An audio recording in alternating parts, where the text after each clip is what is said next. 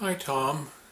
Yes, as to the appeal of hunting, I don't know that I or anyone can really explain the appeal to you to your satisfaction.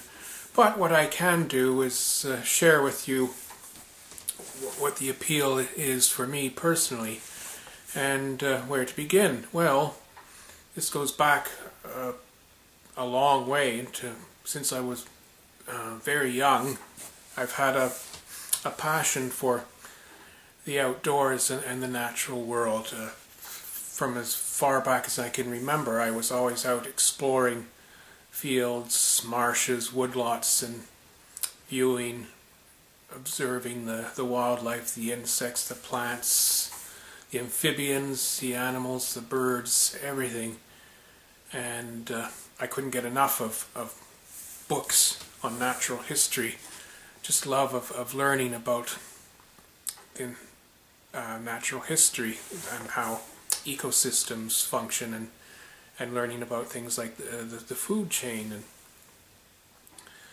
and over time I particularly developed a passion for birds. I always liked putting out bird feeders and putting up bird houses to help the songbirds. And I don't know, with that comes a love of hunting, along with my interest in conservation, which really isn't contradictory. You'll find that many hunters are ardent conservationists. I mean, I have membership in Ducks Unlimited, for instance. I do what I provide money, and I used to be a volunteer to help educate people on the importance of the conservation of wetland habitats, and this is not just for the ducks, but for the whole myriad of plant and animal life that a wetland ecosystem supports. And beyond that, I do enjoy, yes, I do it because I enjoy it. I like going afield when seasons permit, and with shotgun or rifle in hand in the pursuit of game, whether it be it birds or mammals. And I don't know, it's, for me, I guess I get a primal thrill from the chase and the pursuit of prey, and certainly enjoy when I'm successful in harvesting. Well, harvesting, that's the euphemism that's commonly thrown out. Alright, I'll say it. When I kill a game bird or animal, I bring it home, and its meat is consumed. I don't do this, I don't go hunting just for the sake of killing things. That I do not approve of, and I want nothing to do with people who behave that way. And I directed you to a video this morning about my dogs. I've had 3 hunting dogs in my lifetime. I got my first hunting dog, Christy, when I was in my early 30s, and I've quickly found that the bond between a hunter and his dog is just, there's something about it that there's nothing like it. It's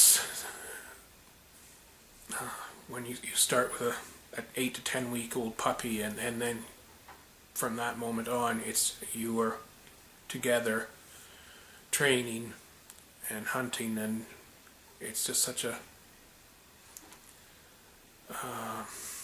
magical, spiritual even bond between the hunter and his dog. Is something that I really, really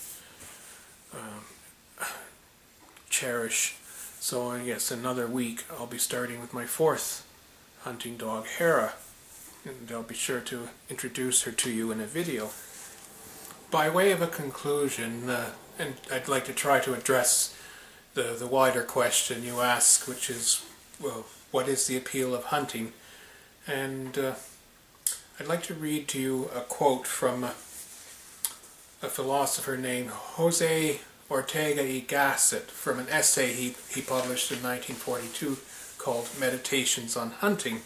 which addresses the question of the place of killing in hunting, and I will quote him as follows. One does not hunt in order to kill. On the contrary, one kills in order to have hunted. If one were to present the sportsman with the death of the animal as a gift, he would refuse it. What he is after is having to win it, to conquer the surly brute through his own effort and skill, with all the extras that this carries with it. The immersion in the countryside, the healthfulness of the exercise, the distraction from his job. And that, yes, I think, in general, sums up the appeal of hunting and the place of killing in hunting.